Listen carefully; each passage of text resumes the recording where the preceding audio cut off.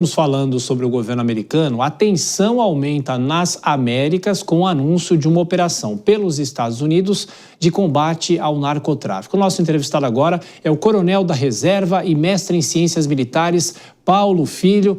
Como vai, coronel? Muito obrigado mais uma vez por atender a Jovem Pan. Muito bem-vindo. Boa noite, Thiago. É um prazer estar com vocês todos aqui na Jovem Pan. Bom, simbolicamente, hoje o governo americano divulgou uma foto do maior porta-aviões do mundo chegando àquela região, e a leitura que vem se fazendo já há semanas é em relação à Venezuela. Eu pergunto para o senhor o seguinte: o senhor acha que ainda se trata de uma intimidação àquela região, principalmente a Venezuela, ou tem esse foco de combate ao narcotráfico, ou as duas coisas ao mesmo tempo? Bem, Thiago, toda ação militar está subordinada a um objetivo político. Então, as Forças Armadas de um país só são empregadas para atender a um anseio do governo daquele país. O presidente Trump tem dito que o país está numa guerra ao terror, ele já declarou isso, né, que os Estados Unidos está em guerra contra os narcotraficantes, que ele equiparou a terroristas, então ele chamou de narcoterroristas, designou determinados cartéis de droga oficialmente como entidades terroristas e disse que o governo venezuelano, o governo do presidente Maduro, o presidente Maduro e seus mais próximos assessores, os ministros do governo, são líderes de cartéis narcoterroristas. Muito bem, nós estamos acompanhando já há algumas semanas essas ações das Forças Armadas Americanas para a eliminação de traficantes que estão em barcos, né, alegadamente traficantes, ditos pelo governo norte-americano dessa forma, estão sendo sumariamente eliminados nas águas do Caribe, mas também nas águas do Pacífico, na costa da Colômbia, e essa ação é justificada justamente pelo fato deles terem declarado uma guerra ao terror. Só que a aproximação dos meios no Caribe, a quantidade de meios militares no Caribe, ela é muito maior do que a necessária para essas ações de eliminação desses pequenos barcos. Então, nós já temos aí cerca de 10 navios no Caribe, uma força de assalto anfíbio, liderada pelo navio Iwo Jima, que carrega 2.200 fuzileiros navais, que são tropas especializadas em assalto anfíbio, ou seja, em desembarque em terra, né, lançado do mar para a terra, e agora com a aproximação do porta-aviões Gerald Ford, acompanhado pelos seus navios de escolta. O avião Gerald Ford é uma máquina de guerra poderosíssima, né? Carrega com ele cerca de 75 aeronaves, navios lançadores de mísseis Tomahawk, há um submarino nuclear de propulsão nuclear na área. Então, toda essa quantidade de meios indica para nós que o objetivo político deve ser maior do que simplesmente um combate a esses grupos traficantes pela eliminação dos barcos. Para fazer eliminação de barcos não precisaria de todo esse poder naval. O que faz a gente imaginar que possa, sim, estar em andamento uma aproximação de meios militares para ações em terra na Venezuela. Que ações seriam essas, né? Poderiam ser ataques pontuais contra instalações de narcotraficantes, locais de reunião, ou ataques a alguma liderança, né? Ou também se especula que pode ser uma ação que esteja dando uma certa cobertura a eventuais grupos no interior da Venezuela que possam estar planejando derrubar o governo Maduro. Então, essa aproximação de meios daria respaldo militar para uma ação desse tipo. Mas nós estamos aqui fazendo uma especulação, né? Claro. A gente não sabe exatamente qual é o objetivo do governo americano. Coronel, trago agora aos nossos comentaristas. O Cristiano Vilela faz a próxima pergunta. Vilela. Coronel, boa noite.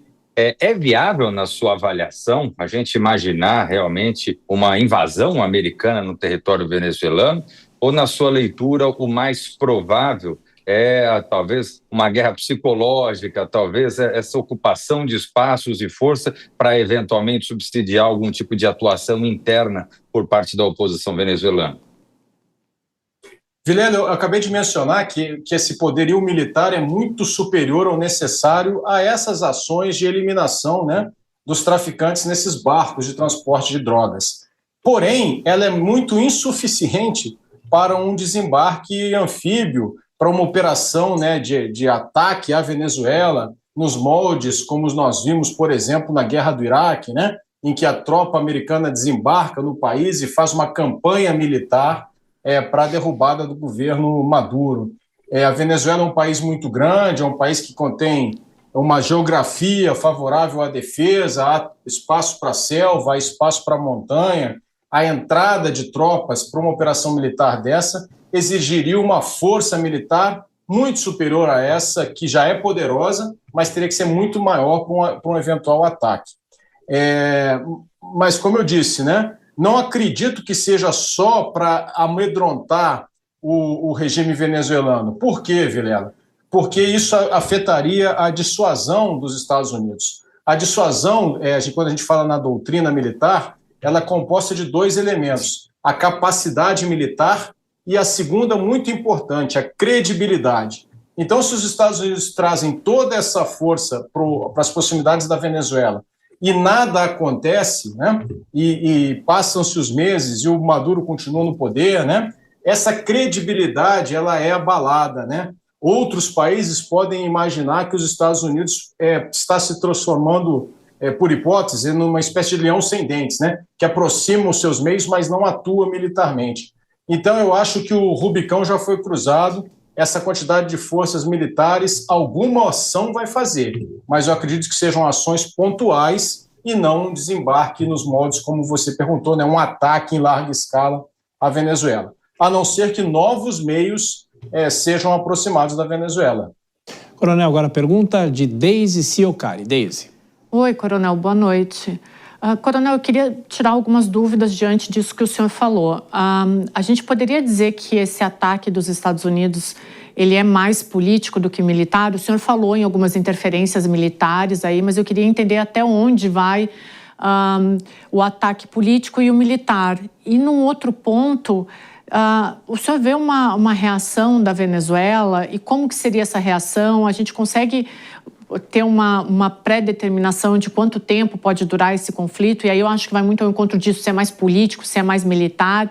Tem como dar um panorama geral de tudo isso? Deise, toda ação militar está subordinada a um objetivo político, né? O instrumento militar é um dos instrumentos à disposição do Estado para a obtenção dos seus objetivos. Tem instrumentos econômicos, tem instrumentos militares, tem instrumentos psicossociais, tem instrumentos políticos, né? Então nós vemos, por exemplo, o presidente Trump utilizando com muita força o instrumento econômico, impondo tarifas, de modo a obter ganhos para o seu país utilizando o instrumento econômico. Quando um país decide pelo instrumento militar, é sempre para atingir um objetivo político, né? Então, o uso do instrumento militar é para atingir um objetivo político. Qual o objetivo político? Me parece, isso não foi dito, mas que me parece que o objetivo político dos Estados Unidos é retirar o presidente Maduro do poder. Eu estou imaginando isso, né? Como que os venezuelanos poderiam reagir? Bem, Deise, a Venezuela é um país que tem forças armadas importantes, né? São mais de 200 mil militares, tem uma reserva importante, também passa de 100 mil reservistas, né? Tem equipamentos razoáveis, embora esses equipamentos de origem russa, origem chinesa, já estejam antigos, precisando de manutenção, então a disponibilidade do material não é muito boa, eles têm problema de manutenção, têm problema de suprimento e tem problema de treinamento também. Havendo um ataque, nós podemos esperar que aconteçam duas coisas, né? Ou o regime, ataques pontuais, que eu digo, né? Ataques pontuais e o apoio a um grupo insurgente, uma facção, por exemplo, das Forças Armadas venezuelanas, que resolva derrubar o presidente Maduro, por hipótese, né? Pode acontecer que o regime resista, e aí a gente pode imaginar uma guerra civil, né, por algum tempo. Como eu disse, a Venezuela tem selva, tem montanha, que são locais adequados, né, para que esses grupos de resistência resistam, né, por um bom tempo. Ou a gente pode imaginar que simplesmente o regime caia como um castelo de cartas. São essas duas hipóteses, né? O regime está se esforçando para mandar uma mensagem, né? E se você entrar nas redes sociais das Forças Armadas venezuelanas, do Vladimir Padrino Lopes, que é o ministro da Defesa, eles estão se esforçando em mostrar, né, uma imagem de que a Venezuela resistiria por muito tempo a uma invasão, né? Uma guerra de resistência, uma guerra prolongada, né? Mas contra quem? Como eu disse, né, não seria uma invasão americana, seria uma guerra civil contra um outro grupo dentro da própria Venezuela, apoiado, sim, pelos norte-americanos. É isso que eu imagino. O coronel, se o poderio militar dos Estados Unidos, numa escala de 0 a 10 é 10, da Venezuela seria quanto? Essa é uma pergunta muito difícil, Thiago. Há muitas discussões teóricas para fazer esse tipo de avaliação, né? Mas eu diria que, comparado aos Estados Unidos, a Venezuela seria aí um 4, um 3,5, talvez, né? Não muito mais do que isso. Agora, só para a gente concluir essa nossa conversa, tudo ainda está do ponto de vista da conjectura. O senhor acredita que mandar um equipamento desse para aquela região, os Estados Unidos estão gastando dinheiro, recursos, para combater o narcotráfico, que apesar de ser uma causa que imagino que todos os países aqui discutam e defendam, claro que seria um gasto muito maior para uma finalidade muito maior, mas também pode ser uma forma de prospectar, para saber, dependendo do humor do presidente dos Estados Unidos, aí sim a gente pode ter um desdobrar mais amplo. Não, eu não acho que seja uma prospecção, Thiago. Eu acho que esse porta-aviões já tem uma missão muito clara, muito definida, né? O deslocamento de um equipamento desse, mais seus navios escolta, gasta milhões de dólares, né? Para você ter uma ideia, Thiago, e para o nosso telespectador ter uma ideia, hoje não tem nenhum porta-aviões americano com sua escolta na Europa, não tem nenhum porta-aviões no Oriente Médio.